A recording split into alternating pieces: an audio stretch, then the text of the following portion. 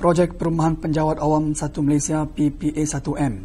Fasa pertama diwujudkan di Ibu Negara memberi peluang kepada penjawat awam memiliki rumah berkualiti dengan harga lebih rendah daripada pasaran. 100,000 unit rumah PPA1M bakal dibina di seluruh negara dalam tempoh beberapa tahun lagi. Sesi pengundian PPA1M disempurnakan Perdana Menteri Datuk Seri Najib Tun Razak di Bukit Jalil. Kita boleh sifatkan projek ini sebagai satu public-private partnership.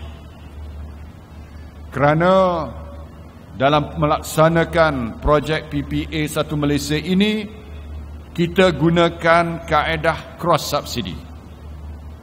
Dalam erti kata, sebidang tanah diluluskan untuk pihak pemaju, iaitu aset kaya mas dan Berhad.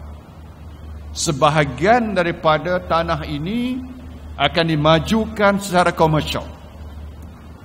Daripada keuntungan komersial itu, pembangunan komersial itu, maka pihak pemaju bersetuju membina rumah-rumah untuk penjawat awam tanpa pembiayaan daripada kerajaan.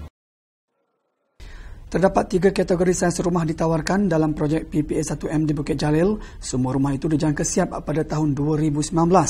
Sehingga 2 bulan pertama tahun ini, sebanyak 6,826 permohonan sudah diterima dan daripada jumlah tersebut, 4,269 pemohon layak menerima. Jumlah keseluruhan unit rumah yang ditawarkan adalah sebanyak 1,536 di Bukit Jalil.